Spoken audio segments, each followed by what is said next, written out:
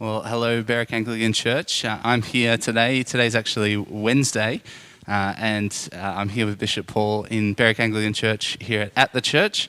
Bishop Paul is giving the sermon for us today, and also for the diocese, really, aren't you, Paul?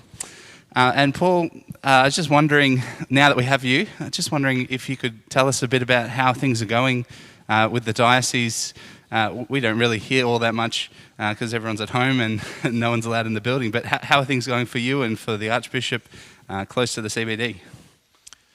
Oh, I think like everybody, this is a tough time, and navigating the restrictions and the impact of the restrictions. So with the roadmap coming out, I've been at numerous meetings in the last fortnight with health officials and ministers and others seeking to put forward a sort of balance of what might be helpful, but recognising the constraints of health, recognising that many people are tired, and we're seeing the increase of frustration about lockdown, but and difficulties of that. The roadmap is complicated for us, having two groups of people, but we're the only group in society, in a way, that has to distinguish between the vaccinated and the unvaccinated in the roadmap coming out.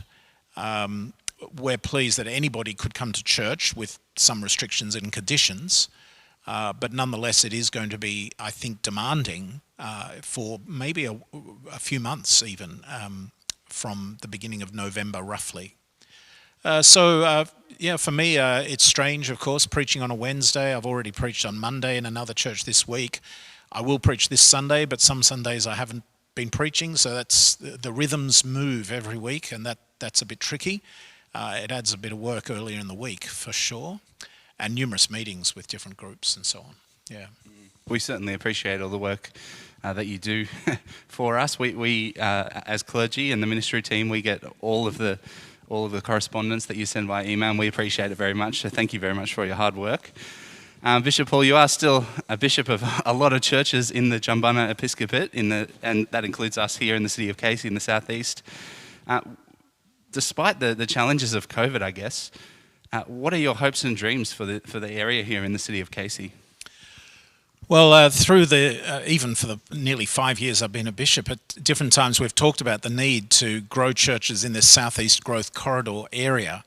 30 years ago, or more even, I was the curate at Cranbourne, and that was then an exploding area. And even then, there was a hope that maybe there would be a church in North Cranbourne. That never happened. But one of the things I've been talking about with Wayne and Reese, as well as neighbouring clergy, is that we ought to be planting a church in Clyde or Clyde North. We've had conversations about where that might be, what it might look like, and so on. And it's my hope that before very long, 18 months maybe, and largely out of back here, there might be a new congregation started in North Clyde. We in the diocese are committed to this area. It's a top priority for us, along with Tarneit and around Melton. And so we're hoping that we might be, before too long, potentially buying a property and beginning to look for a new church location. So we've had a number of meetings on that, and I'm pleased to hear, and I would hope that more people at Berwick Anglican would think about the strategic value for the gospel of planting a church to the south side of the freeway in Clyde North into the future. And that will cost, because probably a group of people we would hope might come and be the planting group, so to speak, but attract others to grow, and hopefully then here at back it'll create more space that more people will come here and stay here as well. So that's my big hope. That's the biggest strategic area in my episcopate, which is the south and the east of Melbourne, into the next couple of years. Absolutely, and we're certainly praying and dreaming with you. We're enjoying the conversations and looking to see where God is leading Berwick Anglican Church, and we continue to pray that perhaps the door will open soon. Perhaps a good way to finish, Bishop Paul, might just be to ask, what are some of the ways that we can be praying for you personally? Oh, I think for me, like everybody, praying for endurance. The lockdown isn't too confronting for me. I live alone and I just sit in my study and work and on Zoom for hours on end often.